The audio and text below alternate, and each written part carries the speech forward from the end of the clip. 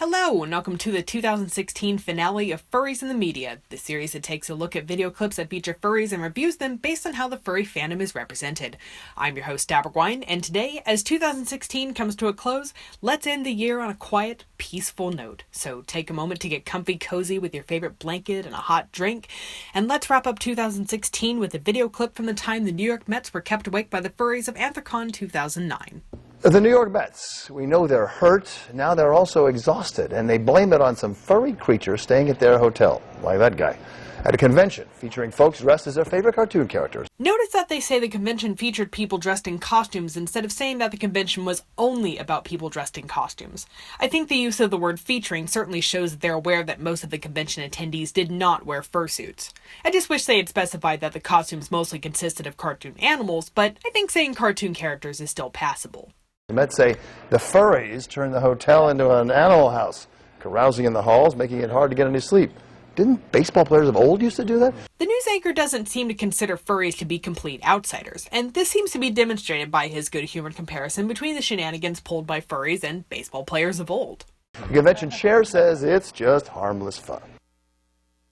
As usual, we have our costumers. We expect somewhere between 500 and 600 of them this year, and they'll be wandering about. If you see a large raccoon on the streets of Pittsburgh, don't be alarmed, it's just us. Even back in 2009, a good portion of the furry fandom was still wary of media coverage. Here we see the chairman of Anthrocon has stepped up to offer an explanation of what the convention is about, and he even takes a moment to crack a joke in order to lighten the mood. The fact that the news crew only spoke with someone who was comfortable being in front of the camera seems to suggest that they were aware and respectful of the fandom's wariness towards the media. Let's take a look at the review stats. Information accuracy is 100%, and the spirit of the clip is also 100%, giving us a total score of 100%.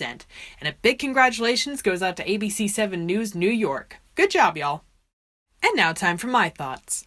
This whole event of the Mets running into the furries at a convention was only 7 years ago, but there was still a lot of stigmatization surrounding the fandom during that time. In fact, the Tyra Banks episode had just come out the same year as this news report. It may have been because this whole story was just a blip on the radar since the furries were not the focus of the sports segment of the newscast, but the news station still seemed to be respectful of the furry community, and it seems like they cast the furry fandom in a relatively neutral light, and I'm happy with that. I don't think every story has to gush about how great furries are for it to be a good story. As I was writing this review, I kept finding myself wondering why this story was really newsworthy. It didn't seem like there was that much substance to it. A baseball team shared a hotel with people attending a furry convention.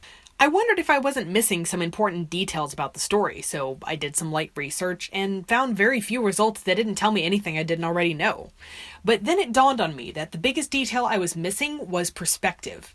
The New York Mets had probably never heard of furries before, and this in itself is what was newsworthy. Even though everything seemed to turn out just fine in this situation, I think we would all do well to remember that not everyone has heard of furries, and when a situation like this presents itself, we become the representatives of the entire fandom, and we need to be attentive of our interactions with the public during these moments. To ABC7 News New York, I'm glad that our fandom was able to offer you a surprising moment of discovery and maybe even bring a little magic into your day. But more importantly, I would like to thank you for being respectful in your report on our fandom, especially during such a trying time for us. We really appreciate it. From Sam, Chibi and Sumo, and me, Abergwine the Fox, we'd like to wish you a safe and happy New Year. Be sure to join us next year as we kick off 2017 with episode 40 of Furries in the Media. Have fun, stay awesome. Bye-bye!